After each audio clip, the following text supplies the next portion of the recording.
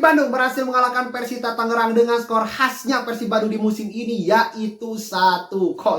Dan ini pun sempat dijawab oleh Ben Hodak gitu ya, ketika menjawab pertanyaan dari media, kenapa Persib menangnya itu selalu tipis, 1-0, 2-1 gitu ya. Nah, intinya Ben Hodak itu hanya mengincar kemenangan teman-teman, tidak mengincar gol banyak. Nah, artinya kalau Ben Hodak hanya mengincar kemenangan, ya skornya mau berapapun, mau 1-0 kayak mau 2-1 atau mau berapapun, yang penting kan Persib menang, yang penting mendapatkan 3 poin. Dan pantas saja permainan Persib sejak dilatih oleh Ben Hodak itu kayak yang tanda kutip monoton gitu ya, gitu-gitu aja.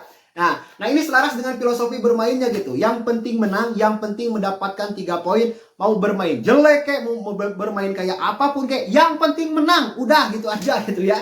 Dan memang terbukti teman-teman, keberhasilan Persib bisa back to back juara BRI Super League dan juga berpotensi untuk hat-trick juara BRI Super League. Itu tidak lain dan tidak bukan karena filosofi bermain yang diterapkan oleh Ben Hodak itu sangat begitu efektif. Dan kayaknya teman-teman, di BRI Super League ini sudah banyak nih pelatih-pelatih yang memang mengadopsi gaya bermainnya Ben Hodak ini. Oke. Di laga melawan Persita Tangerang tentunya saya akan bahas singkat padat dan jelas saja gitu ya, agar teman-teman pun mampu menyimak inti dari apa yang saya katakan. Nah, seperti yang saya katakan kemarin di konten sebelumnya teman-teman, bahwa kayaknya di laga melawan Persita, Persib itu tidak akan bermain full tim atau tidak akan menurunkan skuad intinya gitu ya. Karena alasan yang pertama yaitu ya jadwal Persib padat. Dan ini berimbas terhadap stamina pemain. Kemarin di laga melawan Persita Tangerang, Kurzawa pun tidak ada dalam line up. Lalu juga Uliam Baros yang memang selalu diturunkan dari awal, tidak pernah tergantikan, tidak pernah absen tuh ya, Uliam Baros. Nah itu kemarin itu dimasukkan dari bangku cadangan. Lalu juga Beckham Putra, apalagi dia sempat mengalami cedera juga.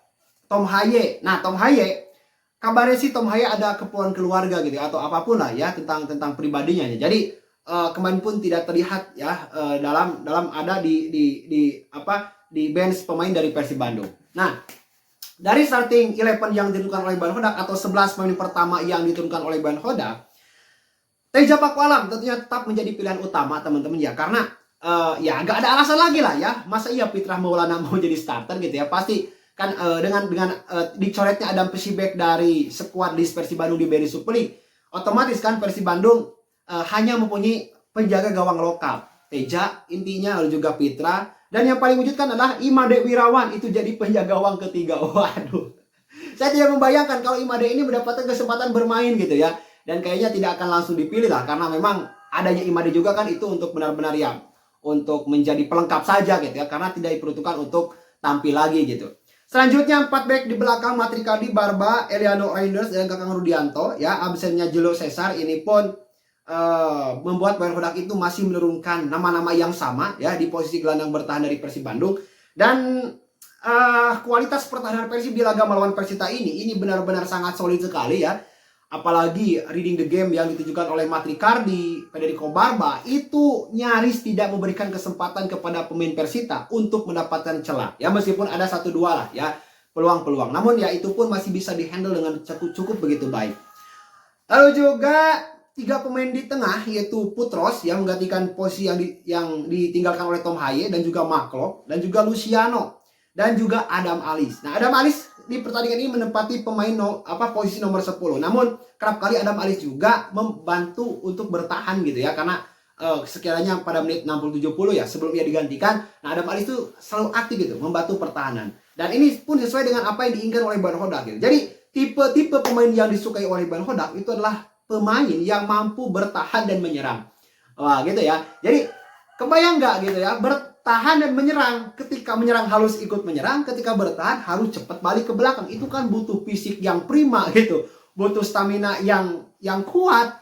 Makanya tidak sembarang pemain itu bisa tune in dengan gaya bermainnya Ben Hodak ini gitu. Karena harus jaga kondisi badan, harus teratur, lain sebagainya lah. Banyak hal yang harus dipersiapkan gitu. Karena ya ini Persib gitu ya. Persib sudah back to back juara, dan kemarin pun sempat mau lolos ke babak 18 besar Piala Champions Asia 2. Nah jadi ya memang perlu sekali untuk Persib meningkatkan level pemainnya gitu. Selanjutnya 3 pemain di depan ya. Tentunya dengan dicadangkannya Uliam Baros membuat posisinya digantikan sementara oleh Sandi Ramdhani. dan juga Boerginho. Dan posisi nomor 9 yaitu Andrew Yung. Dan beberapa kali ya Sandi Ramdhani ini berhasil membuat huru hara gitu ya di lini pertahanan dari Persija Tangerang dengan umpan-umpan yang memang sangat cukup begitu baik. Namun kembali lagi, rapatnya barisan pertahanan dari Persija Tangerang ini membuat ya Persib pun tidak terlalu banyak mendapatkan peluang sebenarnya gitu. Oke, untuk jalannya pertandingan di babak pertama teman-teman, Persija Tangerang ini memainkan middle block. Ya, semua pemain itu rapat di tengah gitu ya. Jadi sebelum pemain Persib masuk ke 1/3 pertahanan dari Persija Tangerang itu sudah diblokir dulu ya di lini tengah. Nah, artinya dengan gaya main seperti itu ya Persib itu hanya mondar-mandir ya di lapang di zona permainan sendiri. Ya, melalui skema Matrikardi, Barba, Eliano, kadang Kakang juga, kadang kembali lagi ke Teja. Udah gitu aja. Makanya di babak pertama ini Persib minim peluang. Adalah 1 2 3 gitu. Yang kalau nggak salah ada juga yang on target namun nggak berbahaya. Yang paling berbahaya menurut saya adalah peluang yang hasil crossing Sandi Ramdhani itu kepada Boerginho yang masih antisipasi oleh Mario Jardel. Nah itu kalau misalnya Mario Jardel gagal tuh menghalau bola, itu pasti 99,9% itu pasti masuk. Karena Boerginho itu sudah siap gitu ya, tinggal ngecepluskan bola aja gitu ya ke gawang gitu. Oke, pada akhirnya gitu teman, karena middle block di lini tengah dari Persija itu sangat begitu rapat, dan mereka pun menerapkan pressing yang sangat begitu ketat juga. Nah, maka Persib itu banyak melakukan permainan-permainan melalui sisi sayap. Yang saya katakan tadi melalui Sandi Ramdhani ataupun melalui Boerginho. Ataupun ya Persib itu banyak melakukan tendangan-tendangan spekulasi melalui Adam Alis dan melalui Luciano gitu. Dan Persib pun beberapa kali mendapatkan tendangan pojok ya. Namun belum bisa dimaksimalkan menjadi gol di babak pertama. Nah, di babak kedua saya rasa Berhodak sudah melihat celah yang memang bisa dimanfaatkan, yaitu dari set piece bola mati.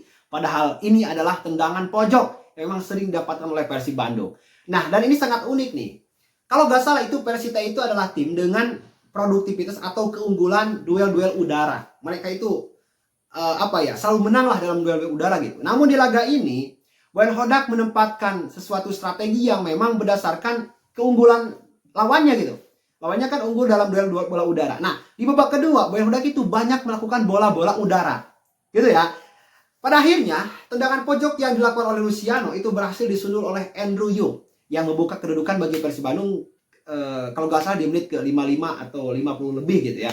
Nah, jadi dengan unggulnya Persib Bandung itu setidaknya meredakan ketegangan di lapangan gitu ya. Karena ya Persib Bandung kalau gak menang di laga ini sudah gagal di Piala Champions Asia 2 ya, yang gagal lolos ke babak 8 besar. Apalagi kalah di laga ini. Wah, itu pasti tekanan dari Boboto, pressure dari Boboto itu kencang sekali. Gitu ya. Dan saya rasa Persib gak ada alasan gitu ya untuk saat ini gak mendapatkan hat-trick juara gitu. Karena kan di Asia gagal. Nah, dengan gagalnya Persib di Asia kan itu memberikan fokus berlebih untuk Persib bisa mendapatkan hat-trick juara di Peri Supli. Dan saya rasa itu menjadi keinginan para bobotoh saat ini. Oke, setelah golnya Andrew Yung teman-teman, maka ya seperti biasa Persib Bandung ini ya bertahan gitu ya. Setelah mendapatkan keunggulan ya apalagi ya. Yang saya katakan tadi bahwa permainan Berhodak itu adalah permainan yang sangat pragmatis. Sudah menang ya udah, lu bertahan aja gitu ya. Pertahankan aja keunggulan, sekali lakukan counter gitu. Nah, namun saya rasa Persib Bandung bisa mencetak lebih dari 1 gol ataupun bisa mencetak 2 gol lah ya maksimalnya gitu. Ketika Sergio Castel itu mendapatkan peluang. 2 kali Sergio Castel mendapatkan peluang sundulan di kotak penalti. Gitu ya. Kalau seorang striker bola-bola seperti itu harusnya itu bisa menjadi gol, gitu ya. Namun kayaknya dia ini belum terlalu beradaptasi dengan begitu baik ya dengan Persib, dengan cuaca di Bandung mungkin dan sebagainya. Maka saya rasa dia hanya butuh waktu ya, butuh proses dulu untuk menjalani adaptasi. Dan ya striker ini kelihatannya striker yang gacor sekali gitu ya, karena dari tampangnya juga dia haus gol gitu ya. Dan menarik juga gitu ya, di Persib ada 3 striker, ada Andrew Yung, ada Sergio Castel, juga Ramon Tengki. Wah, ini persaingan di lini depan Persib Bandung ini benar-benar ketat sekali.